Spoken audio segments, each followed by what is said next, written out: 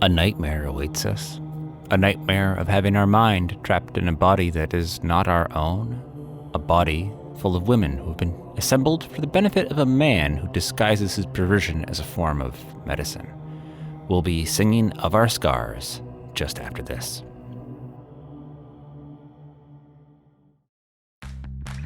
There's a special kind of thrill that comes with finally getting something that's been in your shopping cart or on your wish list for a while. And that feeling is even better if you know you got the best deal for it.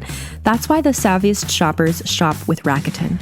They get the brands they love with the most savings and cash back. And you can get it too.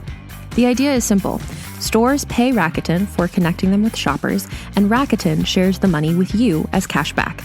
Start getting cashback at your favorite stores like Sephora, UGG, Levi's, and many more. Plus, Rakuten lets you stack sales on top of cashback, so you're not missing out on any other deals or rewards you might already be a part of. It's easy to use, and you get your cashback through PayPal or check.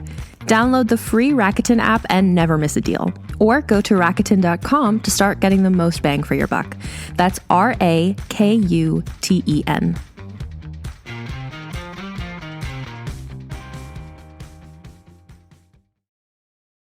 Greetings, adventurers. Today we're excited to introduce you to a new story, Dark Dice, a horror podcast that blurs the line between actual play and audio drama, where the story is determined by the roll of the dice. 6 adventurers embark on a journey into the ruinous domain of the Nameless God. They will never be the same again. One of the players is not what they seem after a doppelganger, a creature that can assume the form and voice of whatever it kills, infiltrates the team. As the players are picked off and replaced one at a time, can they figure out who the monster is before it's too late? Can you? Here's a quick example of what our show sounds like. The shambler with the jar of liquid inside of him.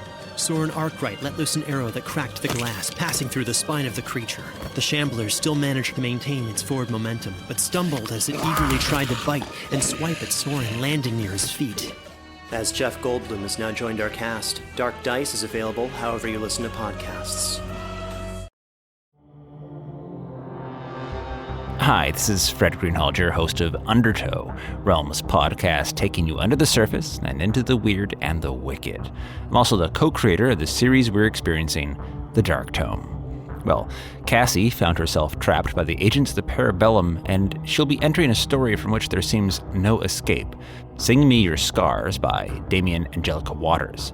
Damien is the author of The Dead Girls Club, Cry Your Way Home, Paper Tigers, and This Dark Tale, a story of perversion in the years just following the influenza epidemic of 1918, where women, presumed dead, have found their way into the manor of a man who professes to be a doctor. Kind of Frankenstein vibes with an even darker twist here. It is a claustrophobic horror story of being trapped in a body without the agency to control what happens to you, and as such could be quite scary, so listen at your own peril. The story begins still in the point of view of Mr. Gussie, who at the end of the previous episode followed the Nunneluck into the darkness, and he realizes he's not exactly where he thinks he is. Here we go.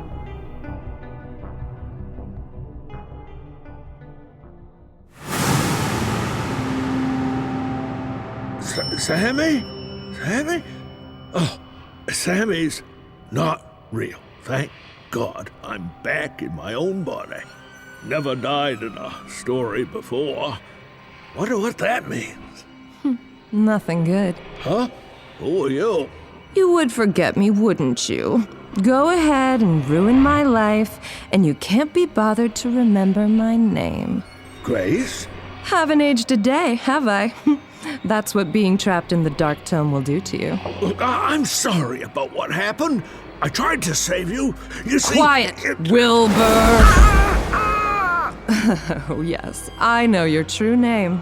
And to speak it in this place has power. You will speak when spoken to. Do you understand, Wilbur? Yes. Good. Or else with another word, I'll annihilate every version of you that has existed in every dimension. I'll rub out every memory of you, every echo of your existence. I believe you last left me alone with this man. Gussie! My good friend Gussie! Look at you! So old. Dying young is so much better than growing old. Is this hell? Hell? Who the hell goes to hell, Gussie? Do you see a pitchfork in my hand? A pronged tail? No, none of that. Just us. And all this emptiness. We have some time to hang out here. Reunite. Have a chin wag, like old friends. You did well, Grace. It was easier than expected. You're the one who called me in? I said don't speak, Wilbur. I was young. I had my life ahead of me. I was a high school student, and you sent me here. At least if I had died, I'd be dead. I'd have sweet, dark silence, not awake for an infinity with him. Oh, come on! Can I really be that bad? I had a life, old man, and you took it away from me. I wanted to take something away from you. Yeah, well, go ahead and kill me, Grace.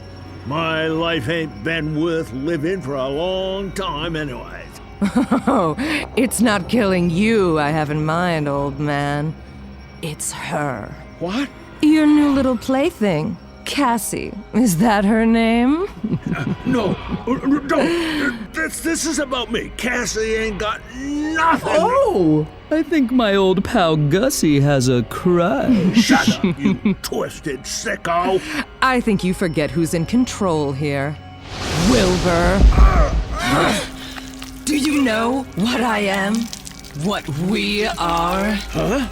We are the things from which power grows. We slide through worlds like sharks carve through water. We suck energies from worlds like marrow from the bone. We've only wanted one thing for all this time, Gussie. I'll give you a guess what it is. You're the Parabellum. So you know my true name, too. What happened to Grace? The real Grace, I mean. She was delicious. She screamed and screamed, so full of life she was. She called to us from beyond the void. She wanted a way out, so we gave it to her. Don't forget Billy. His rage could fuel our conquest of 1,000 worlds. We have hunted you for a long time, you and your book. But we could never quite get close enough. Until now. Silly old man. Now you will bring us to it. To her. No. No. You had your chance to burn the book, Gussie, and you didn't. You chose to use it, and so you brought us. The Ancient Ones used to offer us sacrifices. They knew how to keep us happy. But you, Wilbur, you paid no tribute. Your debt is quite high, and we have come to collect. Bring us to Cassie. Bring us to the Dark Tome.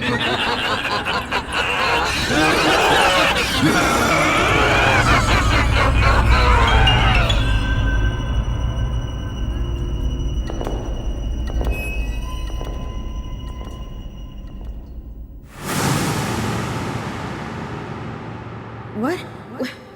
Where am I? Hello? Hello?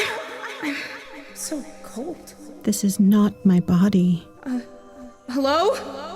Is someone there? Yes, there are the expected parts. Arms, legs, hips, breasts, each in its proper place and of the proper shape. Is he a monster? A madman? A misguided fool? I don't know. I don't want to know. But this is not my body. This isn't real. This is the world of the Dark Tome. How can I be in the Dark Tome if I'm asleep? Rot is everywhere, darling. Once it gets into your head, everything you know falls apart. This existence is not so bad. You'll get used to it. Now, look. The rot See, it begins there, around the stitches. Poor Lillian. These hands? They're not mine. They're hers. And they're rotting away. No, please. I must show him the rot. Not until after the party. You know what he'll do. Silence. The hands may be yours, but the pain is mine and mine alone. He'll destroy you, but you'll still be with us. Don't fear. What is happening? I'm not in my body anymore. I'm in yours. Don't I have a lovely stride? I learned from Therese, the dancer. She taught me the carriage of a lady. Here she comes. My stride protects me from their whispers. Who are they? The servants? They pretend I don't exist. I wonder what fiction he spins to them. I'm sure they think he's a good doctor. They're not here at night. They don't know everything. They can't see your face. No, of course not.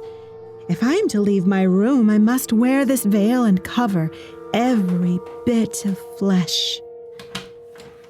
Father? Yes, Victoria? My hands. I had hoped we were past this. This configuration is as close to perfect as I could have hoped. Sorry, Father. Never mind. To the operating theater.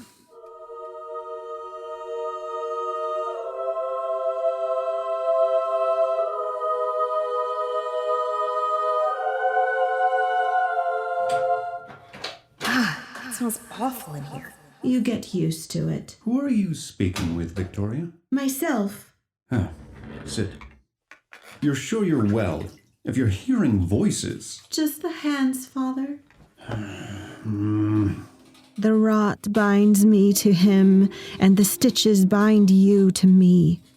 A prison, not of bars, but of circumstance. I have entertained thoughts of the scissor and the thread, the undoing to set us free, but I have no wish to die again, and neither do the others. While not perfect, this existence is preferable. And what if we did not die? What if our pieces remained alive and sentient? A crueler fate I cannot imagine. Oh, please, don't let him. Don't let him. Quiet now, I'm cleaning the rot. Oh, Victoria. Don't let him. Some anesthetic. Don't distract me, I must work.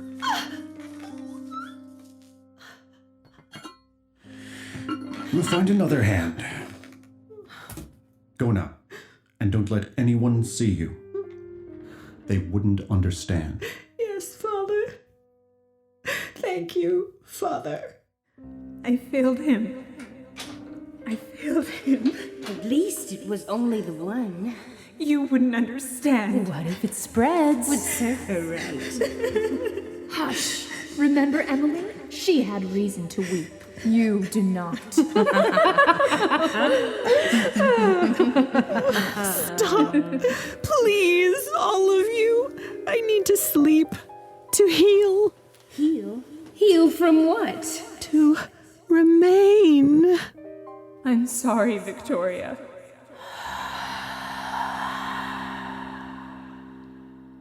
Why I tell them to silence, I don't know. It's not like I can sleep. Not in here.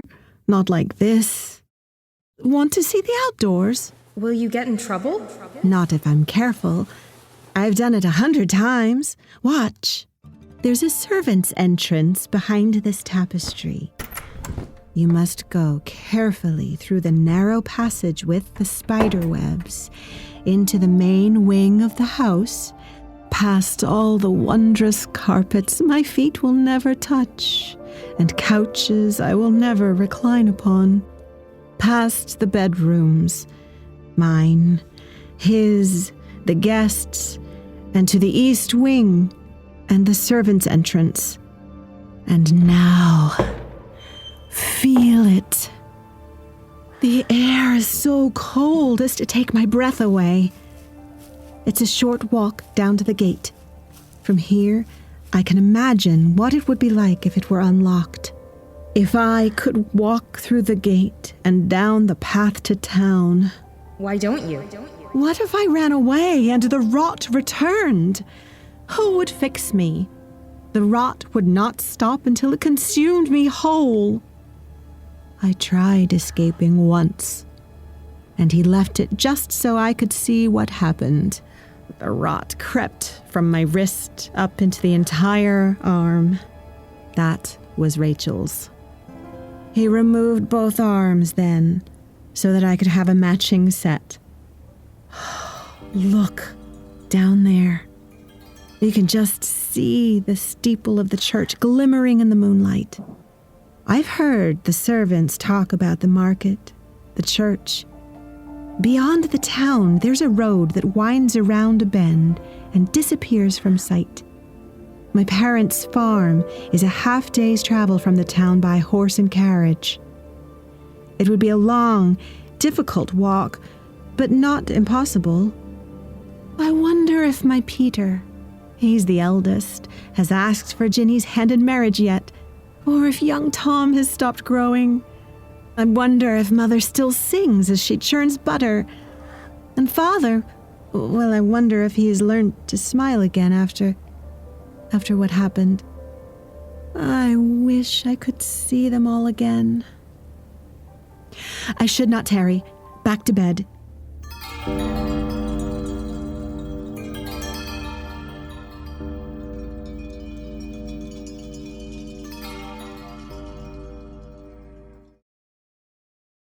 Hi, listeners. This is Jason Liu, creator of Birds of Empire. I am beyond excited to introduce our new season and dive back into the world of New Dakota.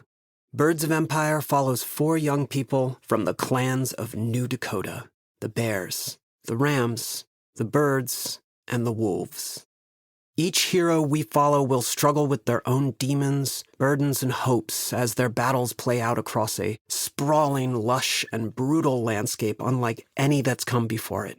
Birds of Empire is a modern folk epic that blends elements of history, fantasy, and myth to tell the story of an incredible world that might one day be.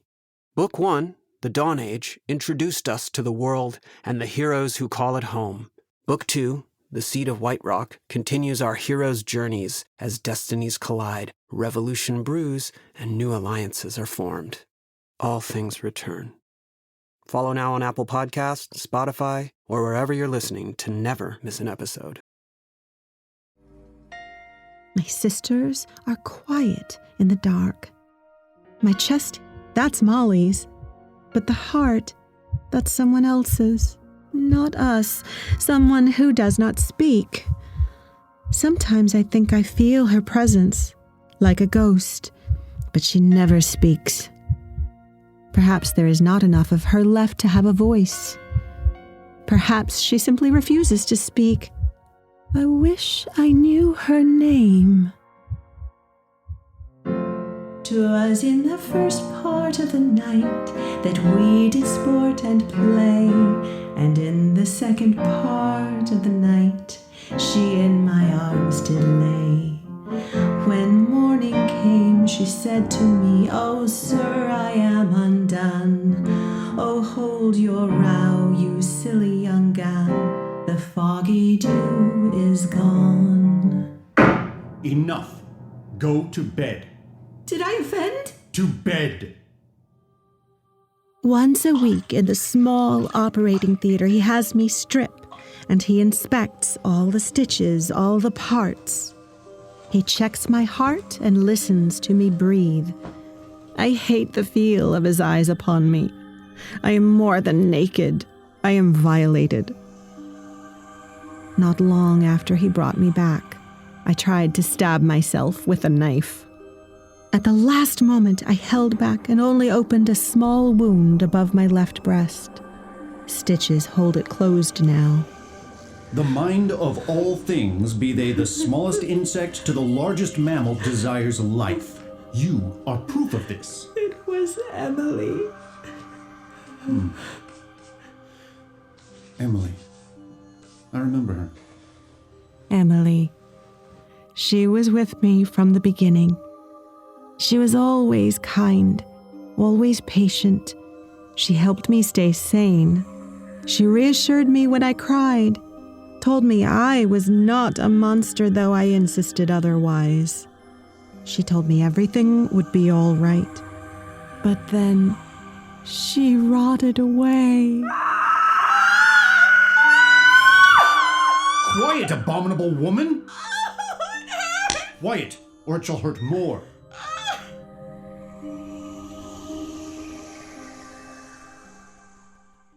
I will unlock your door when the party is over. Yes. You will stay silent? Yes. I would not even hold this party if not for my father's insufferable tradition. I curse him for beginning it in the first place. I should have ended it when he died. Good night. Good night, Father. He does not know about my secret passage. How easy it is to creep up to the ball. I had a gown like that blue one. Oh, how I miss satin and lace. Please, let us go back. I can't bear to see this. It hurts too much. Hush. I wish we could join them. Perhaps he will bring us some wine later. Oh, and look at the food. Look at the way they dance. Clumsy, so clumsy.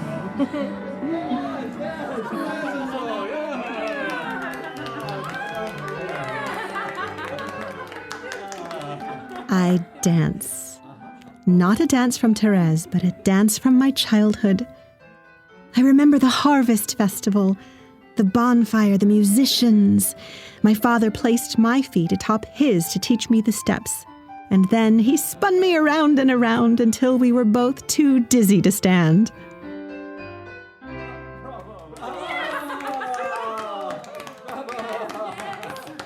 Look. Who is she? Who? The next. No! He will not. He will do whatever he wants. She is not sick. Neither was I. He saw me in the Hargrove Market. He gave me that look, and I woke up here. But you do not know for certain. No, you do not. The influenza took so many. So many. I was not sick. Play me a song. Play us all a song. Please. Yes, of course. Here's a special one. This is from my village.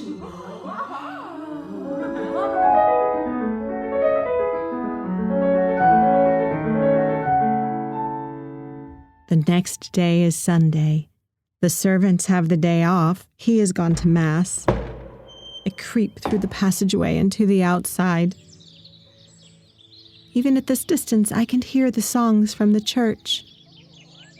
We should leave. We should go far, far away. And where would we go? Anywhere. And who would fix us if we rot? Well, better rot than we rot away to nothing than remain here. Please, all of you. What if the rot is only the beginning? Please what get if me we away never from die? him. Get me away. We don't know until we try. Please get me away. Get me away from him. Please get me away. I remember my mother. Please get me away. Better this than nothing. Better nothing than anything. Enough! All of you! Enough! Wake up. No. Yes. Hurry. Why? Where is he taking us? Where are you taking us? The operating theater. No. Don't let him do this to me.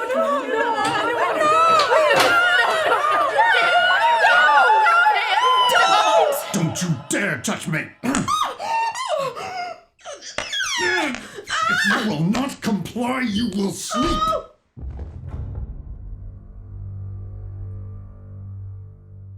Lillian? Lillian?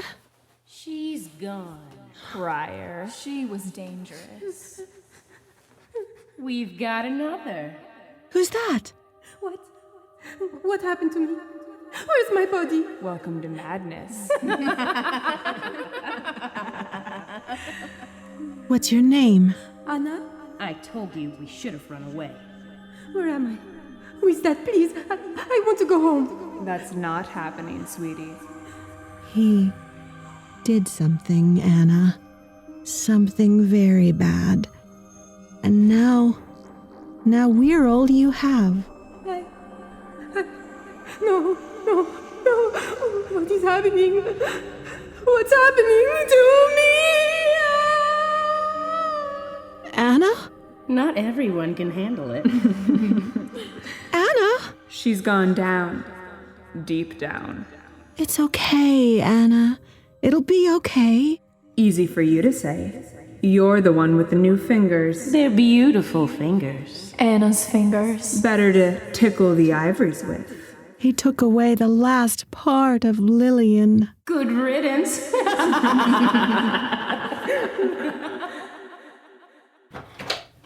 You, come to the library. Yes, Father. Tell her to play. Father? Tell Anna to play. I cannot make her. Trouble. I knew it. Come on, Anna. Please, Anna. I can't. Shall I sing instead? Do you truly believe I don't know? I've heard you speak to them. I know they are in there with you. You tell her to play, or else. Never. She says, never. Bitch! You will play! You will play! Please, you must teach me. I will not. If you don't, he will kill you. What does it matter? I'm already dead. But he may kill us all. We don't want to die. No, we don't. I do not care. I will give him nothing. He killed me. Don't you understand? He killed me! We understand. We all do. But this is what we have now. I do not want this. It is monstrous, and you, all of you are as dead as I am. Please, teach me something. Anything that will make him happy. I'm begging you, Anna, please. I'm trapped in here with you. This is screwed up, Dark Tome. It's never been like this before, please. The story has to end. Rot has gotten into your head. Rot has gotten into your head. Rot has gotten into your head. 3 more trips to the music room. Every time Anna denies him, and he leaves me with bruises around the arms, breasts, and belly, red marks on my cheeks. The others scream when he hits us, but not Anna. Anna doesn't give in.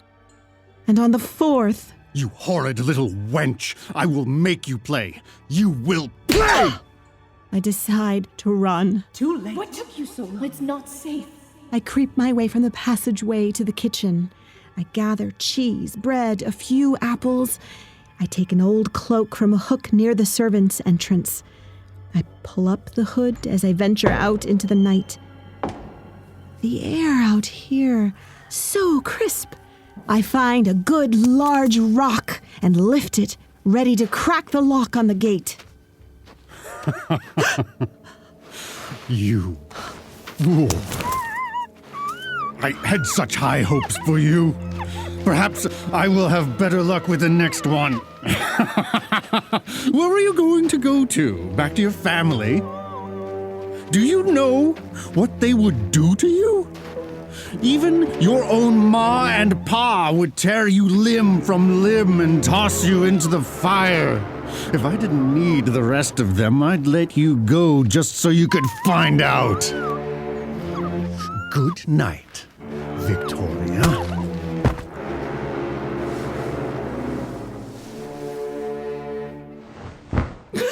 Oh no. It's the operating room. Last chance. Will you play? No. Please. Anna, please. I will not! She will not play. I thought not. What's that? You can see what it is. Perhaps the next one will do what Anna refuses. You cannot do this! Please! I made you, and I can unmake you. Victoria's eyes lock on the doctor's in horror. And as a smile creases his lips, I see her hands. Anna's hands. grab the shining blade of a scalpel. Good night. What did you do?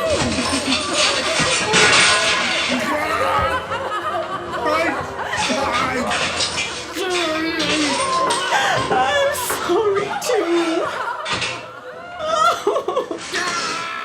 She begins to work at him, and soon it becomes clear it's just one part of the doctor she wants. His hands. When she has them, she cuts Anna's hands free, stitch by stitch, just as she's about to cut the last stitch. Thank you. And then Anna is gone. These hands are large, awkward, but sturdy enough for now. I'll learn to improve them soon. Never! I will never tell you! You will. You won't be able to resist. We're your creation. Will you really let us rot away? You horrible, horrible monster! A monster you made, Father.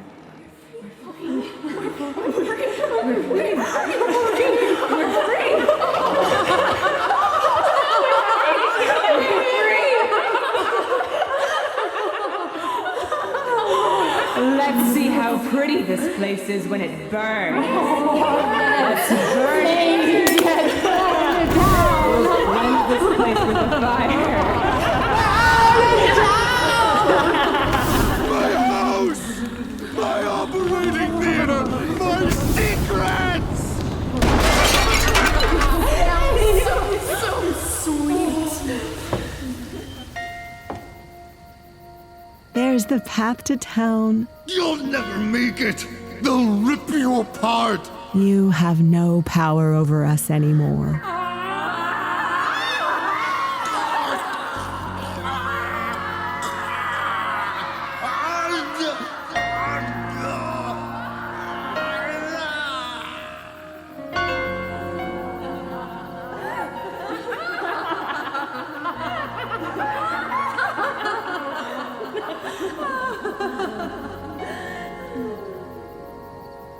Where will we go? Where? Anywhere we wish.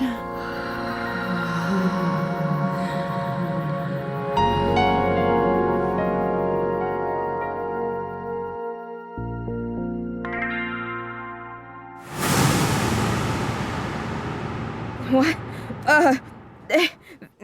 Victoria? Anna? Oh my god, my head is just mine again. Except I'm in a hospital and I can't move. Hello? Hey, hello? Someone! Hey, can someone let me out? I'm tied up in here. What's wrong with her? You promised me you'd help her. She's just going through withdrawal. Sometimes they exhibit outlandish behavior. It's you! You're one of the people who tried to kill me! Calm down, dear. Take off these restraints and I'll calm down. They're for your own good. You're a danger to yourself and others. We're trying to keep you safe until Dr. Aurelius can perform the procedure. Procedure? Mom? What's she talking about? It's for the best. What are you going to do to me? Okay, let's up the medication. No, I'm okay. Okay? I just had a bad dream.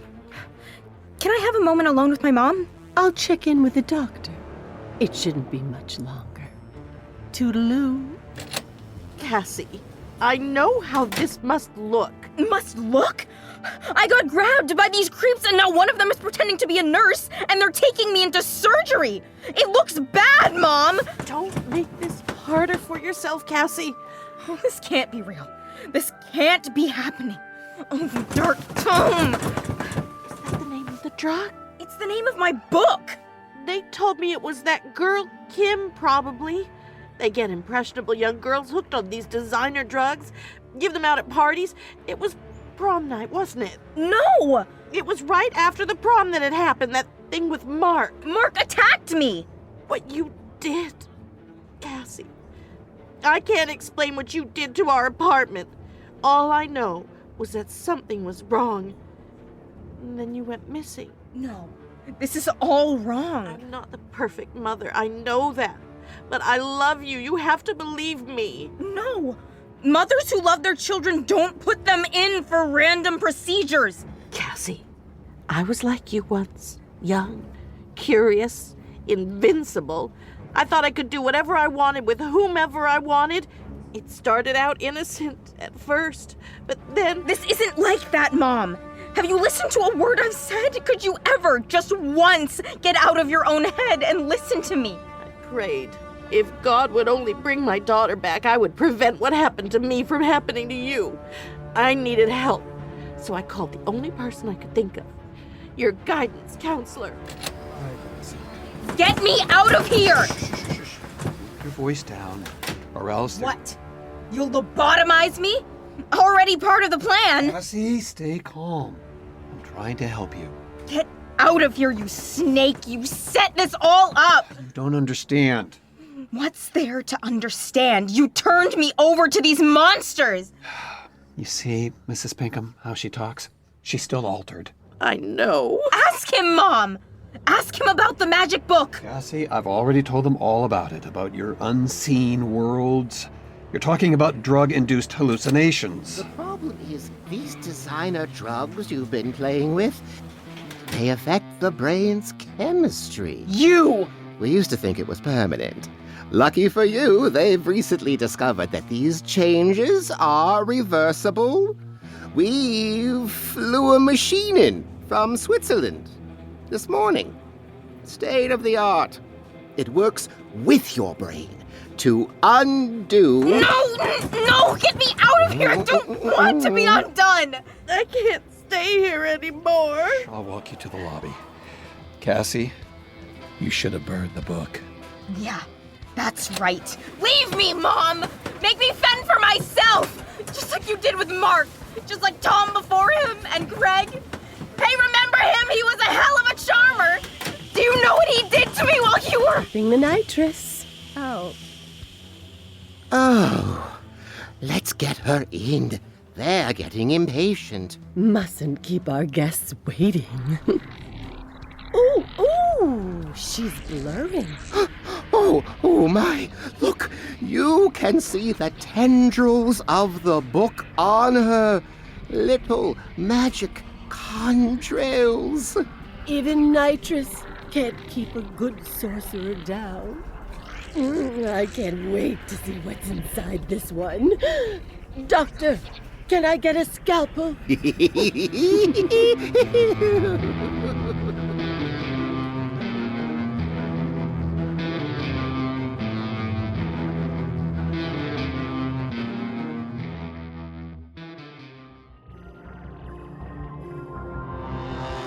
Okay, we're now teed up for the final chapter of the Dark Tome. The Parabellum agents plan on summoning something, and Cassie is betrayed by all those close to her. Will she have the ability to write her own ending? Find out next time here on Undertow.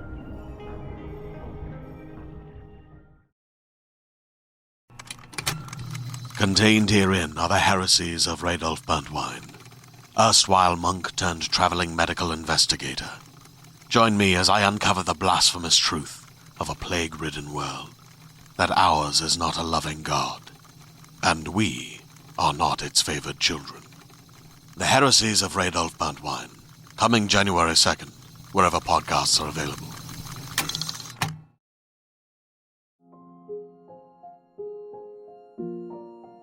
Sing Me Your Scars was written by Damien Angelica Waters, adapted for audio by Fred Greenhalgh, produced by Fred Greenhalgh and William DeFries. Story editor, Kat Howard. Featuring Lily Thorne as Cassie, Tim Sample as Mr. Gussie, and Callie Kimball as Victoria. Additional voices by Mariah Bergeron, Ned Donovan, Christine Marshall, William DeFries, Lisa Thethopoulos, James Herrera, Callie Kimball, Christopher Holt, Janae Woodruff, Karen Bambaro, Brittany Burke, and Marjolaine Whittlesey. Dialogue editing by Fred Greenhalgh, sound design by William DeFries. Original music by Peter Van Riet. Additional music by Billy Brush and Mind's Eye Productions. The Dark Tome was created by Fred Greenhalgh and William DeFries and is a Dagaz media production presented by Realm. Undertow is a production of Realm, hosted by Fred Greenhalgh, produced by Mary Azadolahi and Haley Wagreich, associate produced by Nicole Kreuter and Alexis Latshaw, executive produced by Fred Greenhalgh, Molly Barton, and Marcy Wiseman. Undertow's theme, Dark Rumbling, is by Hubert Campbell. Cover art by Kendall Thomas. Find more shows like Undertow by following Realm at Apple Podcasts, Spotify, or at realm.fm. Realm is your portal to another world. Listen away.